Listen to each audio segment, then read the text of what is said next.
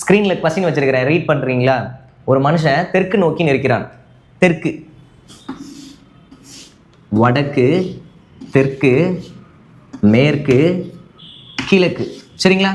North, south, west, east. தெற்கு நோக்கி நிற்கிறான். இப்படி நிற்கிறாங்க, இந்த பக்கம் பார்த்து. ஃபேஸு இப்படி இருக்கு. இவருக்கு ரைட் சைடு இது, லெஃப்ட் சைடு இது, கரெக்ட் தானே? தெற்கு திசை பார்த்து நின்று கொண்டிருக்கிறாருன்னா அவரோட லெஃப்ட் ஹேண்ட் சைடு இங்கிட்ட இருக்கும், ரைட் ஹேண்ட் சைடு இங்கே இருக்கும். இப்போ அவரு எந்த பக்கம் திரும்புறாரா? 135 degree anti clock wise direction, கடிகார எதிர் திசைக்கு.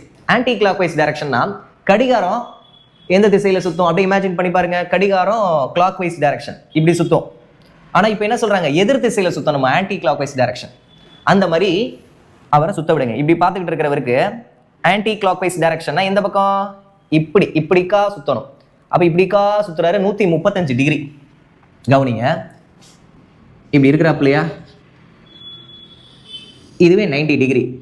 அப்புறம் இப்போ ஒரு 45 டிகிரி இந்த பக்கம் பார்த்துருக்கிறாரு, 135 டிகிரி, சரியா? இப்போ ஃபேஸு இங்கிட்ட இருக்கு, வடகிழக்கு நோக்கி. இந்த இடத்துல இருந்து எங்கிட்ட திரும்புறாரு? 180 டிகிரி கிளாக் வைஸ் டைரக்ஷன் திரும்புறாராம். இப்போ கடிகாரம் சுழலும் திசை இருக்கு பார்த்தீங்களா, அதுல 180 டிகிரி திரும்பிட்டாருன்றான்.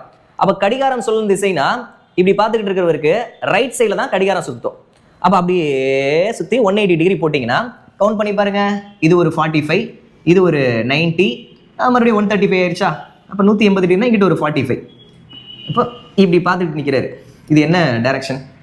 தென்மேற்கு. அப்போ இந்த கொஸ்டினுக்கான ஆன்சர் தென்மேற்கு, சவுத் வெஸ்ட். புரிஞ்சுங்களா?